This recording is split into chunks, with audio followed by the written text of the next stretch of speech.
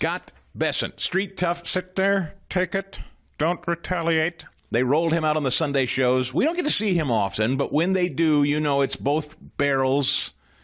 Scott Bessent, put up your dukes. He hit every one of the Sunday shows, firing on all cylinders here. He starts on Meet the Press in number 59.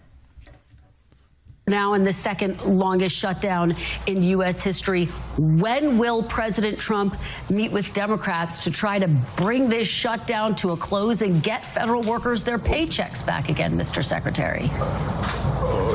Well, Chris, I'm going to have to reject the premise of your question. Why did President Trump have to meet with Democrats? Democrats just need to go into the Senate and vote to end the shutdown. But President Trump has said in the past it's up to the president. 52. He's the president. No, he said that in the past. He said you have to be a leader. The president has to lead. You have to get people into a room. You have to get a deal. When's he going to do that?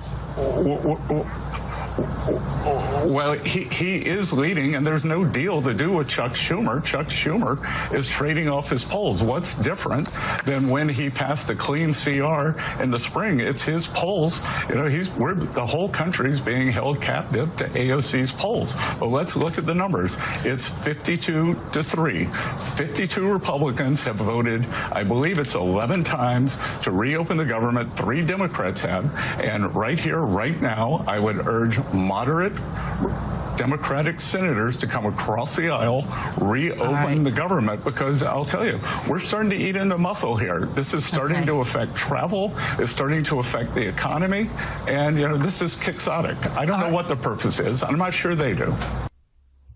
Yeah, so it's President Trump's responsibility to call Democrats in to negotiate something there's nothing to negotiate over. They want to, everybody understands this, they want to continue to spend money at the current level. They don't want to add. The Democrats want to add. Trump says we're not adding. Thune says we're not adding. Johnson says we're not adding. We just want to keep spending at current levels. Democrats say no. We want to play football with it. Well, as more than 1 million government employees go without pay, many are turning to side jobs and food banks to make ends meet. Here come the stories from the New York Times. When Jill Hornick woke up Monday morning, her first thought was her time card would be submitted that day for her job with the Social Security Administration in Chicago. But this Monday was different. The federal government locked in a shutdown, and she received a paycheck for $0. It's the only income I had, she said. And I just started crying. I had a meltdown. Miss Hornick, she's 59 years of age, and she is one of 730,000 federal employees working without pay because of the impasse. Another 670,000 federal workers are furloughed without pay. So this is the week that they start rolling out the stories of the 59-year-old woman crying because of the shutdown. Question, Fast Eddie, as we start to hear more of these stories, will this impact what we just let off, the vaudevillian, talking about the economy, not hurting Trump, people feeling pretty good about it? Will these sad sack stories work, and will that be blamed on Donald Trump? Or do people understand this is the Democrats trying to play a game with something the Republicans are just trying to rubber stamp business as usual? This time around, I think they understand. The left has a strong hand with the Medicare thing and the Obamacare thing, but this, as far as the economy goes, no, they aren't coming to the table to reopen it. All right. More on Meet the Press. Kristen Welker trying to tag Bessent on the economy, and he's having none of it when it comes to inflation. Take a listen. Number 60. Well, Kristen, you know, it's unfortunate. As much as I like you, you like to cherry pick.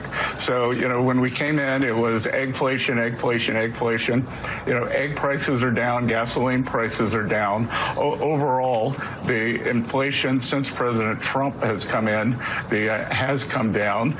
We inherited this terrible affordability crisis from the Biden administration. The first thing we had to do was get it under control.